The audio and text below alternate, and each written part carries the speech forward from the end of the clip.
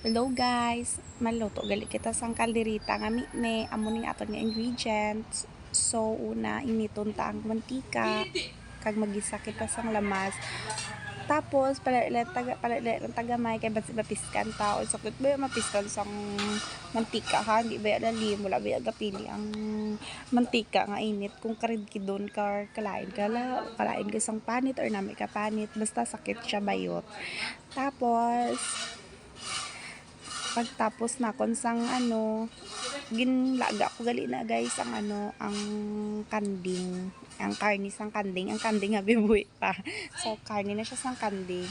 Ginlaga ko ang karni sang kanding kay para maghumok siya kag dali lang siya lutuon kay budlay nga daw gakaon ka lang kaguma.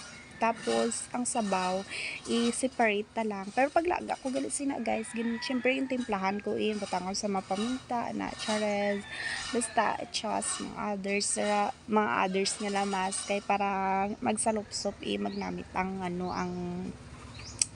nga karne masabor.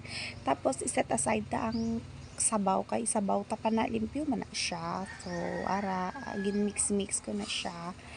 Tapos syempre butangan ta siya sang another naman nga nga ingredients like paminta. Tapos syempre master chef balak ko. So kontrolado ko ng asin.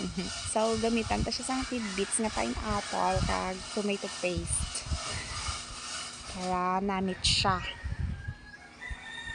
And then so kinuha ko lang din siya sa tindahan namon ang kay syempre maalangan maabtan lang siya ka-expired, so gamiton ko na lang, di ba? Ana ba technique ba, so magbaligya ka paglapit na siya ma-expired, gamiton mo para syempre di ba hindi ta malugi. Tapos ginbutang ko gali na ang sabaw kag ginlugay-lugay. Then wala ko gali siya na-apil sa video, nabutang ko na gali itong kung patatas kag ng carrots kay syempre para mahumok na siya kay humok naman daan ng karni, so gamay mo na lang nga boiled kag timplada okay na siya. Tapos syempre hulaton ko anay nga maluto ang ang carrots, ang patatas kag haunon pero syempre i-mix tanay kay para padugay-dugay yung tanay sa pag-boiled para mag-absorb tong mga lasa sang ginpangbutang ta nga mga lamas, mga timplas ta mga asin, chares. Bitaw. Amo na siya ang ginatawag nga kalderitang kanding Irene na recipes.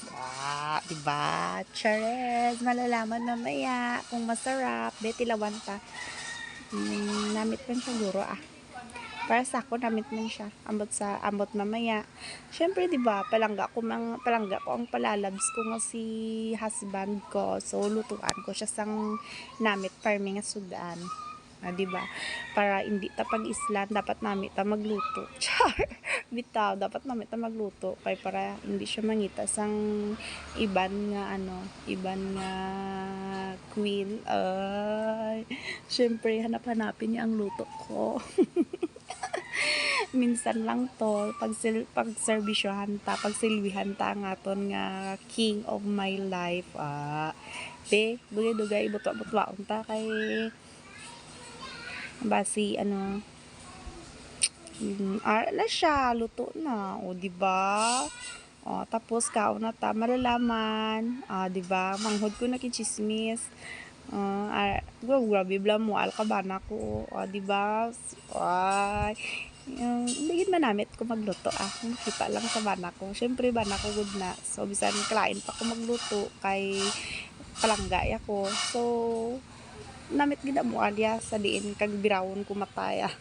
Syempre makaon na siya. Makaon ka o birawon ko mata mo. Asa man ka makaon ka o mareklamo ka o violet imong mata, black eye ka. So kaon na lang jud, bahalag lain sa lasa, bahalag pangit magluto, kaon na lang sa jud no. Pero kay akong anak tabian, tabi first before kaon ha, okay?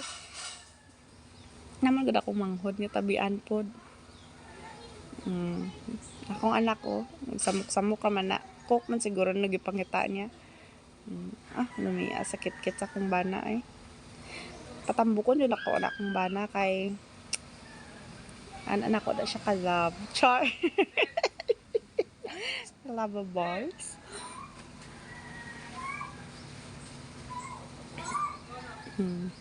Sige, banat lang kami kaon, sipot ang kanon. Akong bana. Sige, lakaw-lakaw kay nabusog na daw siya. Ni south pa siya. Ana day kalami akong luto. Kay maunang effect sa iyang kuan, sa iyang utok. Ana kalami akong luto. Mawala ka sa panimuot mo. Marag wrong man siguro. Marag lisod ka kung magluto kay mawala ka sa sakto nga panguna-una. Akong papa kadua na siya nagdugang og sudan. So ibig sabihin lami gyud di ay. Lami gyud di ay ko magluto. So amo na siya guys. Amo na siya ang tip magluto sa kaldereta nga mi. Dapat amon sina pagluto para malinamnam. Char. So, good luck and goodbye guys. Amo lang to siya gali ang tips sa kaldereta.